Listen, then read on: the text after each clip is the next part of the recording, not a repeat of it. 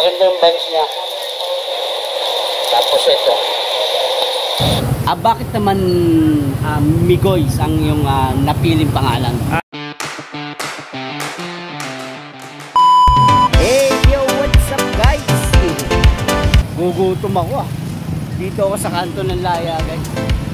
Meron daw dito bagong bukas na burgeran. Marami kasi pumipila rito nung nakita ko Tingnan natin kung marami pa rin nakapila ngayon. Tara, tikman natin. Nagsisimula sa 38 pesos hanggang 50 pesos. Buy one take one na siya tapos.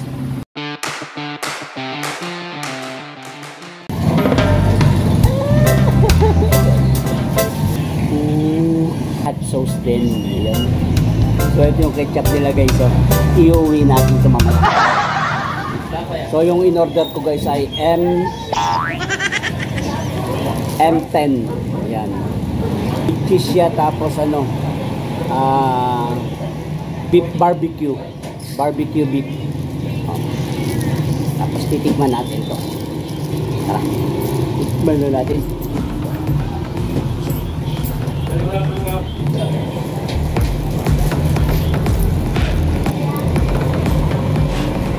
Yung tinapay niya guys, malaman yung tinapay niya.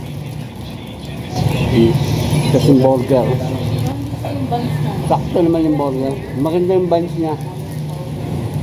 Tapos ito, may beef flavor. Ayun yung beef nyo. Ito, hindi ko pa nalalagyan to ng hot sauce. Siyempre, yung hot sauce, isa rin yan sa nagpapasarap ng burger. Ito. Wow! Tikman natin.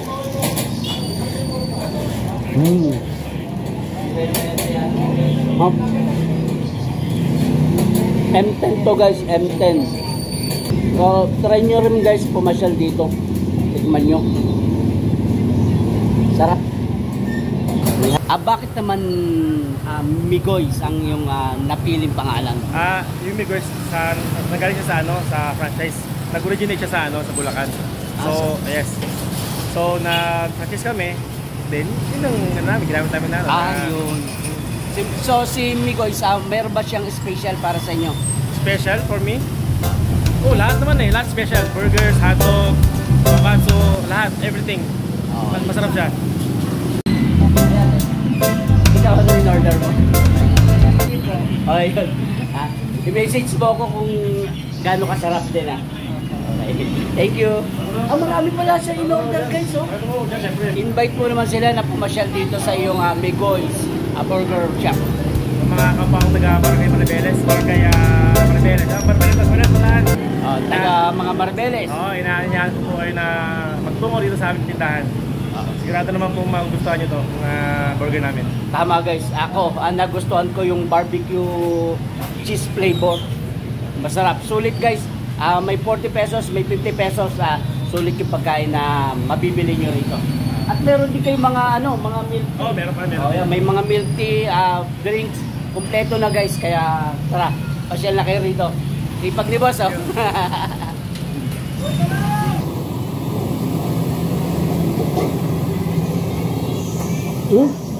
Ako, 29 pesos to guys.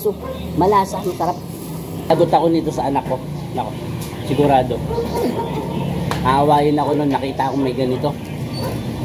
Tapos sabi niya, nag-vlog ako. Hindi siya kasama. Maraming salamat.